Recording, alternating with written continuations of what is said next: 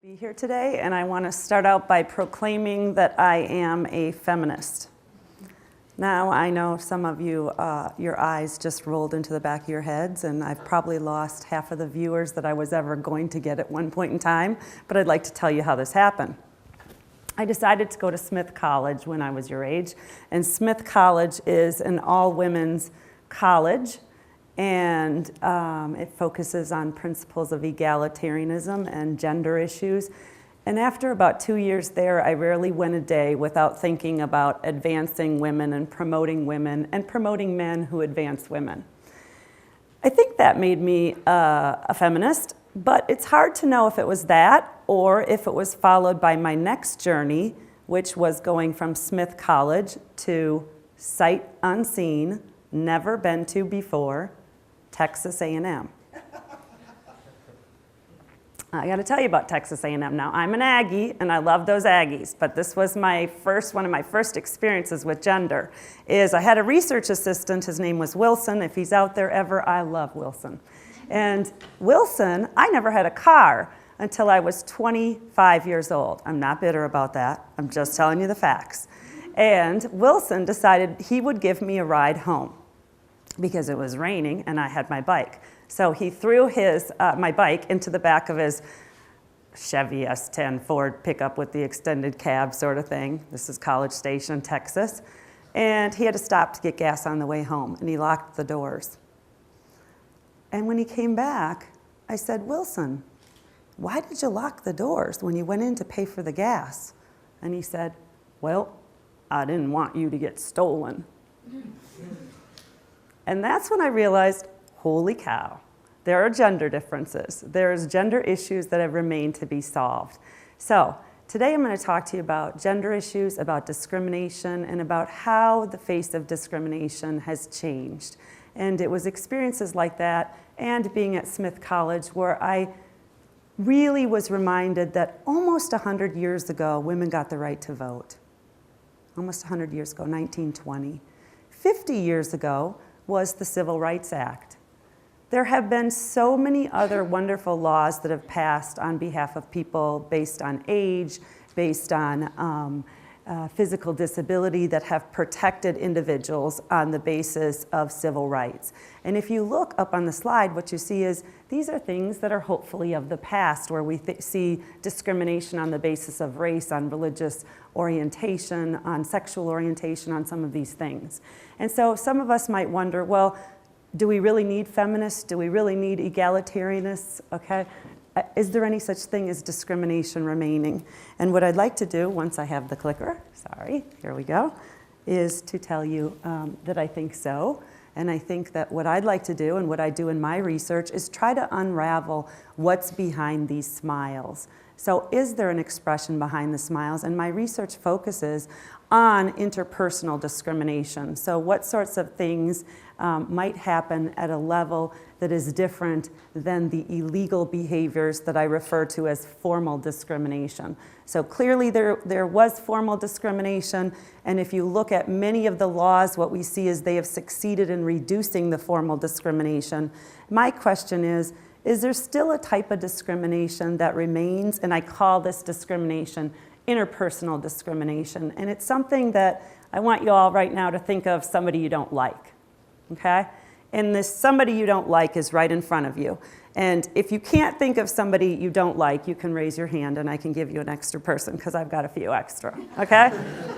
So somebody is in front of you and you don't like them, and what does your body do? What does your face do? What is behind this sign?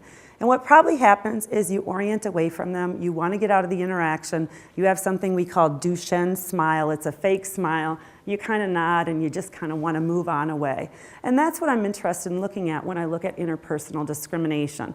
So I wanted to see what is the presence of formal discrimination and interpersonal discrimination in the field. So I started off doing a series of studies, and in these studies what I did was I wanted to measure what sort of discrimination exists.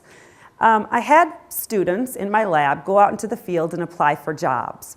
And in some of the situations in some of the conditions, they had a hat that said Texan and proud. And in other conditions, they had the same hat that said gay and proud. Now, when I present this in California and other places, they say, well, what's the stigmatized condition? I can assure you that we've conducted this in Texas, and the Texan and Proud hat is neutral to slightly positive, okay? And the stigmatized hat is gay and proud. And these individuals walked into a store. They didn't know what hat they were wearing, so it was not something that they over-perceived. And what we wanted to do was have those students ask if there were any jobs available. They were applying for jobs. The only stores that they went into were stores where there already were jobs. We knew there were jobs available. We had called ahead. So all of these stores were hiring. And what we measured was formal discrimination and interpersonal discrimination. Now, I should also mention to you, in the case of protection on the basis of sexual orientation, the place where we conducted this study did have a mayoral ordinance. So there's a city law against discrimination. So the law is passed. There is no, you cannot discriminate on the basis of sexual orientation in the region that we conducted this research. What we found was for formal discrimination, there was pretty much an absence of discrimination. People were told jobs were available. They were allowed to complete applications. And we actually tracked the callbacks. They filled out a resume and they left their numbers, and we measured callbacks for a 3-month period of time. And they were also told they could use the bathroom, which was a public restroom, so it's illegal to prevent people from using it. What we did find was there was an enormous amount of interpersonal discrimination. So they had audio tapes in their pockets, which is legal in the state of Texas so long as one party knows. It was a lot of trouble to get that passed. Okay, so we looked at the interaction length. So the interactions were much shorter for people who are wearing the gay and proud hats. There were fewer words spoken. The people who were wearing the gay and proud and Texan and proud hats came out of the stores, and after they did that, they filled out a form. Remember, they don't know what condition they were in. And they recorded more hostility, unfriendliness, less eye contact, things that we call interpersonal discrimination. And then finally, we had an independent set of raters also listen to the audio tapes.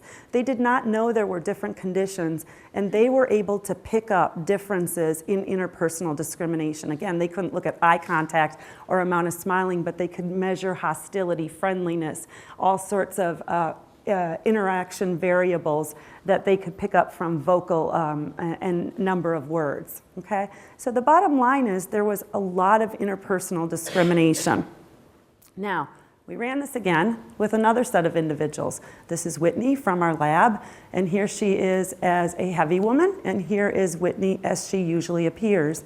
And we also found the exact same results. In some conditions, we sent Whitney into stores to apply for jobs, and in other conditions, what we did is send Whitney into the store just to get customer service. And our formal discrimination was she was greeted. These are things that are mandated by the job that you have to do for the job. So she was greeted. When she asked for help, she was given help. But when we looked at the interactions, there was a lot more interpersonal discrimination. People were interacting with her shorter if she was heavy. It was more negative. There were more negative words. There was less eye contact. All of these interpersonal discrimination variables that are, again, sort of like what you would imagine if somebody was in front of you and you didn't like. So sort of an incivility, a rudeness, okay? The only difference here is that's somebody you don't like, and that's somebody that leaves you. For members of stigmatized individuals, this is a reality. Okay, this is what they experience, this incivility, this rudeness every day, and laws aren't protecting them. This is our pregnant women. Now, you're students, so I'm going to assume that most of you have not been pregnant. I will tell you that they're wearing prosthetics because people who are that pregnant would never be smiling that big, okay? I can say that because I've had 3 babies. I never once looked like that, even in my first month. And these individuals also went into the stores and they applied for jobs or they acted as customer individuals. And again, they were given more interpersonal discrimination. Exact same thing when we looked at big women, not big women, but women who had achieved very well. And we saw that there were interpersonal discrimination and more benevolent, sexist, subtle behaviors given to them when they were trying to look for developmental experiences. So across this, what we see is interpersonal discrimination is alive. Now, what we could say is, well, you know what, this is okay because it's not like it's flagrant. I'm not saying to you, I don't like you because you're a member of group X, okay? It might be that it's very, very reduced and, you know, they just get a little unfriendliness, okay? So what's the problem? And what I'm here to say is it's really significant. In fact, subtle discrimination may be even more significant and more of a problem than formal discrimination. Why? Because if you're formally discriminated against, if somebody says to you, I don't like you because you're a member of X, you as a target can easily say, that's their problem. Okay, I can't really do anything about it. But if you're unfriendly to me and you're rude and you're shortening interactions, what I have to do is say, is it me? Are they just being rude? Is it because of my gender? Is it because of my race? Do they think I'm gay? Do they know I'm gay? Okay, and so I have to have all of these cognitive resources that are being used, and they influence the attentional resources that I have to give to other more important things in the interaction. And what we find is when we look at the studies that we did, a series of studies that look at the impact of interpersonal discrimination, this is exactly what we find, is it has some real negative influences. So this was a study we did on letters of recommendations. A letter of recommendation, really can little teeny words make a difference in how you're evaluated? And the answer was yes. So women were written in terms of comments like, she might be good, whereas men were told, he is good, okay? And these differences emerged for men and women from both male and female letter writers. So it was not, oh, men, those boogers doing this to women. It was both men and women doing this to men and women, okay? So those are called doubt raisers. There's something that, there might be a problem with her, okay? But for him, there's not. We also saw that women were discussed in terms of more caring, communal words. So she's a very caring individual. She'd make a great colleague. She's very kind. Where men were talked about in terms of agentic. He's very capable. He can do the job. He's independent. And what we learn is the more communal words, the lower the evaluations that people got. So women are being handicapped in this molehill way. It's the very molehills in interpersonal discrimination that can become mountains of disparity. This is another study where we looked at interpersonal and formal, the presence or absence of it in a 2x2 design. So we either had them both present, both absent, or one of each. And what we found, and we looked at the performance that people had. And what we found is their performance was much worse when they had interpersonal discrimination present. It wasn't the case that the more discrimination, if they had formal and interpersonal, that was the worst situation. No, because I take you back and I say, I can say it's not about me. But if there's this rudeness, then all of a sudden I'm left saying, is it something about me? Do they not like me? What's the problem here? So in the last little bit, what I'd like to tell you is that you have an active role in this. You have an active role in helping to reduce interpersonal discrimination. And we can do this through a series of ways. The first is if you're a target, if you are somebody who receives interpersonal discrimination. In probably the only study I know, yes, it was done in my lab, that uses blizzards from Dairy Queen and Diet Cokes, what we wanted to do was see how overweight individuals were responded to when they went into stores with a drink, okay? Both cases, they had a drink. In one case, it was a Diet Coke. In another case, it was a blizzard. To make a long story short, interpersonal discrimination went way up in the blizzard and down in the Diet Coke. And what we say is, what we're doing, if you're a target, is to individuate yourself from the stereotypes that are associated with you. Another strategy, I'm very fond of this study. This is a study in which this target, people come into a lab and they interact with the target who has a port wine stain or a stigma on their cheek or a scar, as you can see right here. In some cases, they interact with the stigmatized individual. In other cases, they do not. In some cases, this individual acknowledges and says, as you can see, I have a scar on my face. Okay? We think this is very strategic. Why? Can't quite see this, but in one condition, the acknowledgement, this is the percent of time gaze that is looking at this scar. Now, when you look at people, you usually look at them in a triangular way. You look at their eyes and you look at their mouth. Deviation from this is looking at the scar. So this is the amount of time that they spend looking at the scar. You can't quite see this, but this little dotted line is the amount when they acknowledge. So essentially, they're looking at it. Ah, you have something on your face. I'm going to look at it, and then I'm going to get over it. In the absence of it, what do we do as humans? We say, I'm looking at it. I'm not supposed to be looking at it. I'm looking at it. What is that? I'm not supposed to be looking at it. Oh, what is that? Is it a zit? Oh, I'm not supposed to be looking at it. And we go back and forth. Which one is more disruptive to an interaction? We argue that you should acknowledge. If you are an ally, and allies play the biggest roles. So I said I was a feminist. I love men. I love my husband. I love other men. Men have helped me get where I am. Whatever ally you are, whether you're straight, whether you're not disabled, whether you're Caucasian, you have a big role to play in this.